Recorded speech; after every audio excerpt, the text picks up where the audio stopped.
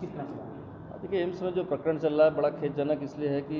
वहाँ पर जो रेजिडेंट डॉक्टर हैं उनके साथ छेड़छाड़ और हैरेसमेंट का मामला प्रकाश में आया था 19 तारीख को, जिसकी शिकायत उनके द्वारा एम्स प्रशासन को की गई थी। और उसके द्वारा जो विशाखा गाइडलाइंस है और जो अन्य निर्देश है उसके तहत उनकी इंटरनल जांच कमेटी चल रही थी। 20 तारीख को जो अक्यूज़ था वो वहाँ पर जो साइकेट्रिस्ट वार्ड है वहाँ पर वो एडमिट हो गया था। और चूँकि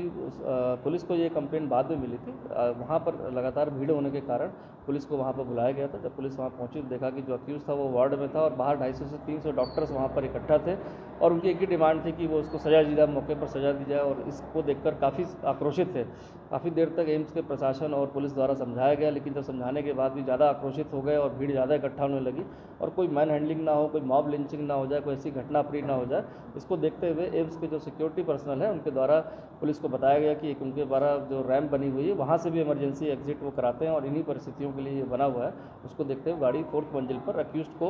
उनसे बचाते हुए निकाल कर अब उनको वहाँ से ले आई थी। चूँकि वो आक्रोशित थे, जैसी गाड़ी से देखा कि अक्यूज़ को निकाल के ले जा रहे हैं तो वहाँ पर अन्य लोगों ने उसको गाड़ी को नीचे जो फर्स्ट फ्लोर के पास रोकने का प्रयास किया। उसको देखते हुए सिक्योरिटी पर्सनल ने 50 मीटर्स का रास्ता है जो एक और एग्जिट जाता है, जो कोई इमरजेंसी वार्ड नहीं, वहाँ वेटिंग रूम का एरिया जहाँ पेशेंट्स आते हैं और वहाँ पर एडमिट होने से पहले, इमरजेंसी से पहले वहाँ पर वेटिंग रूम में वहाँ पर उनको रुकते हैं। वहाँ पर उस एरिया से वहाँ से उनको सेफली जो है सब चीज़ का ध्यान रखते हुए कि पेशेंट्स को कोई दिक्कत ना हो और अक्यूज़ को भी कहीं ऐसा ना हो कि मॉब जो है आक्रोशित जो दिख रहा है, जो डॉक्टर्स आक्रोशित दिख रहे हैं, कोई वहाँ पर घटना हो जाए, उसको वहाँ से निकाला गया। चूँकि वहाँ पर डॉक्टर्स जो अक्यूज़ड है वो नर्सिंग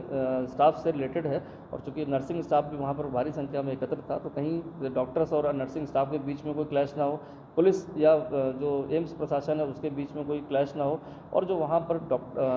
पेशेंट्स एडमिट उनके तीमारदार है कहीं उनको कोई दिक्कत ना हो। इन विशेष परिस्थितियों में जो उपयुक्त लगा वहाँ पर पुलिस द्वारा सेफली वो कार्रवाई की गई। चूँकि इसमें मुकदमा अब दर्ज हो चुका है, जिसमें 354, 506 में मुकदमा दर्ज है, उसमें विधिक प्रक्रिया चल रही, साक्ष्य संकलन की कार्रवाई चल रही है। बाकी एम्स में पुलिस का अलग से एक डिप्लॉयमेंट करके कमेटी बना दी गई है जो छात्रों के ग्रीवेंस को भी सुनेगी और जो एम्स प्रशासन से कंसर्न है इसमें एक ज्वाइंट मीटिंग भी कर ली गई डायरेक्टर एम्स मैडम के साथ और अन्य जो प्रशासनिक लोग हैं उनके साथ मीटिंग कर ली गई है और शीघ्र सभी समस्याओं का वहाँ पर समाधान विधिक निकाला जाएगा। नेचुरली प्रोटेस्ट शांत हुआ। जो उनकी ग्रीवेंस थी कि तुरंत जो है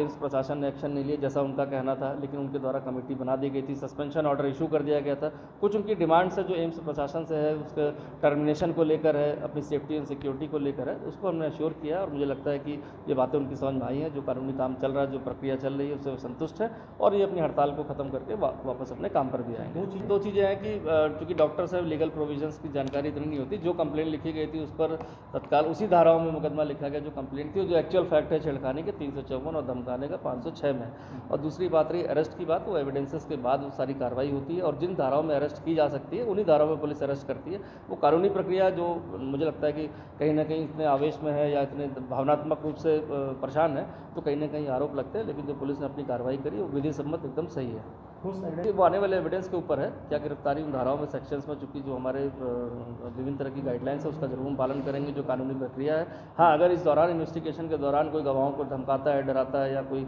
प्रलोभन देता है या कोई किसी तरह इन्फ्लुएंस करेगा तो नेचुरल सी बात है कि उसकी गिरफ्तारी भी इसमें की जा सकती है।